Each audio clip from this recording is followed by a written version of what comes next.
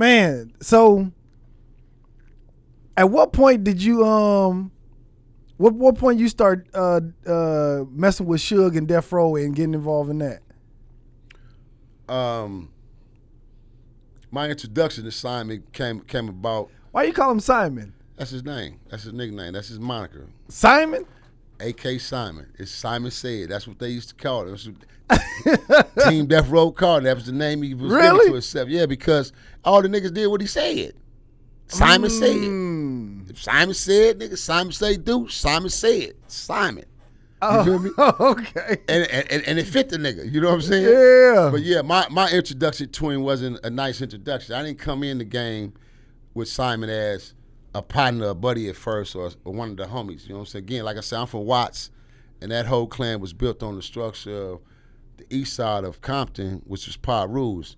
Originally, Ludus Park Pyru's, because that's the umbrella, that's the foundation. Anytime I speak Pyru, nothing will never come out of my mouth without speaking on the foundation and the real true umbrella of that shit, because a lot of these youngsters out here, they got this shit misconstrued, and they got Pyru misconstrued, period. Pyru, that like that hat you got on, right? That's their color. That's standard as they color today. But in our day, we wore this that. Right here? Yeah, that burgundy hat, that okay. P. In our days, we wore burgundy. That was our colors, just bloods, period. We wore burgundy, gray, you know what I mean? Gray, prima like yellow gold, like we wore those colors. So it wasn't no separation when it came to the Pyru aspect, even though the Pyrus is one of the original blood gangs, the founders and originals blood gangs in our city. You know what I'm saying? And so that's now today, because of the transitions and the wars that the younger generation have, it became a separation from the bloods. So that's why you hear a lot of niggas talking about, oh, Pyrus ain't bloods. Yes, the fuck they are. I'm here to tell you niggas this across the globe, you niggas. Ain't no separation. You niggas ain't no talking about we ain't bloods. Yes, you is, niggas. Feel me? You are bloods. If you gonna claim this Damu shit, nigga, you talking about the fucking P, you a blood, nigga. Feel me saying? So, and that's because the separation.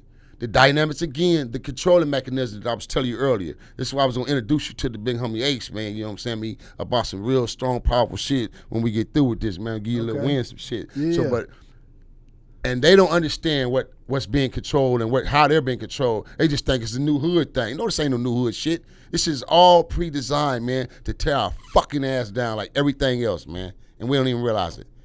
Then why are we out here still even talking about some gangs and gang banging? Bloods on blood murder. Now they got to bloods, murdering bloods, and hate bloods.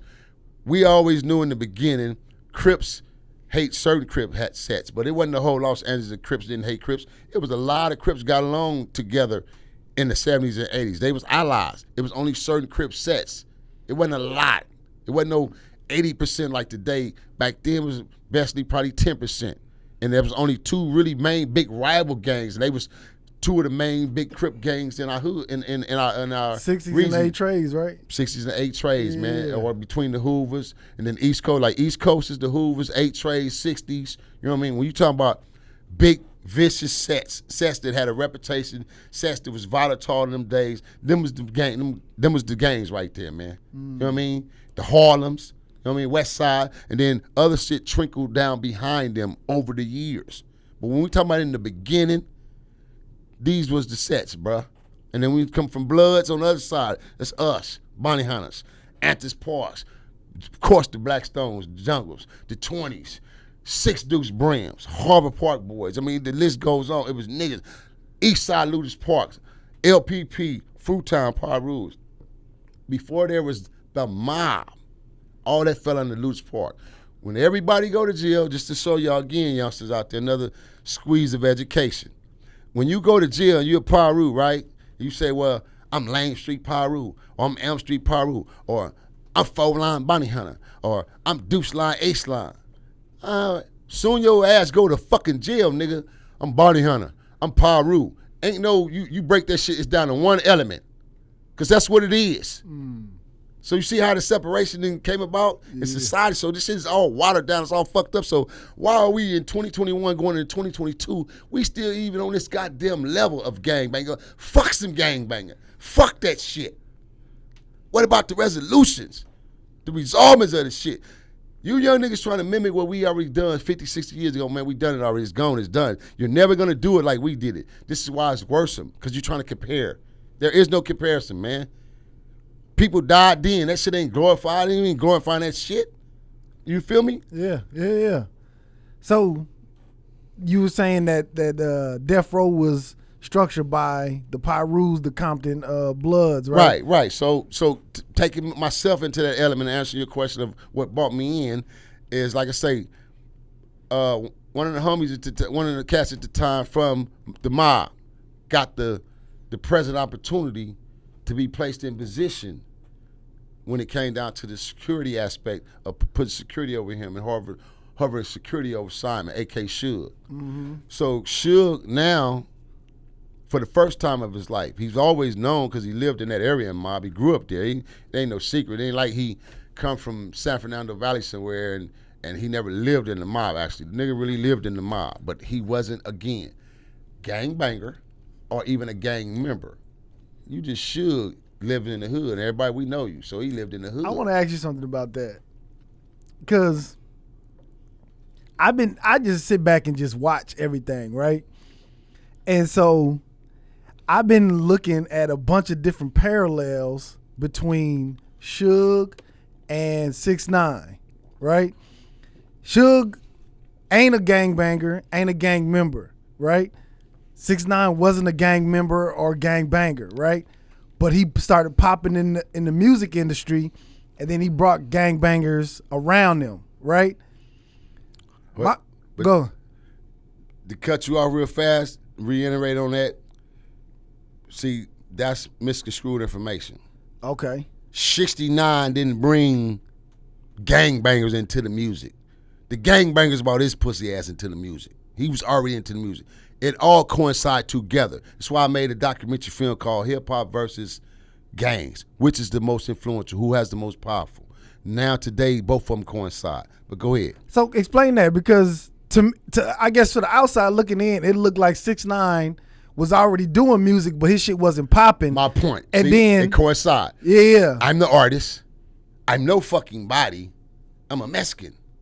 I ain't nobody. Who's gonna believe me? I'm a Mexican and I rapping. Oh shit. The Bloods attach me to them. I get clout. I become a blood.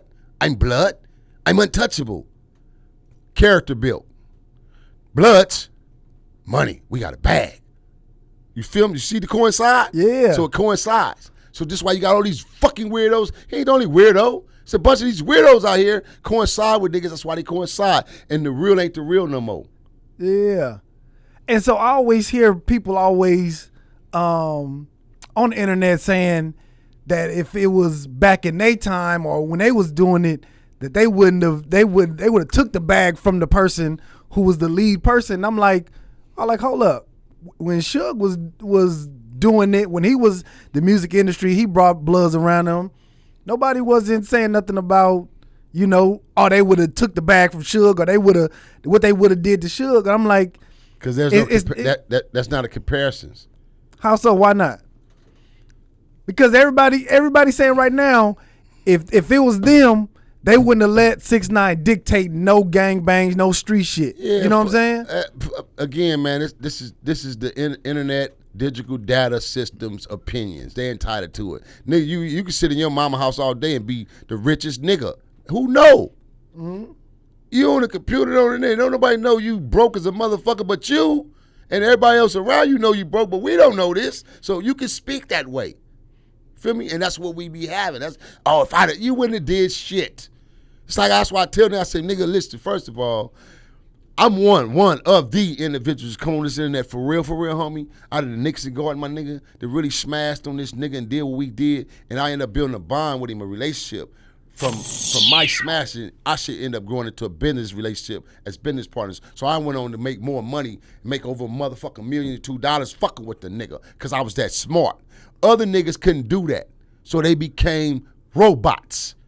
They became the puppets, the pivots, the pawns on his chessboard. Nigga, I already had my own chessboard when I came into it. So let me move it along how this developed. Again, like I say, one particular individual got placed in position and he got the opportunity to secure the nigga. So with security, what better way to secure them? I'm bringing my homies in. Feel me? And he bring other niggas in. So he go get the homies from Paru, bring them in. Once he bring them in, now Simon got an umbrella behind him that he didn't have ever in his life.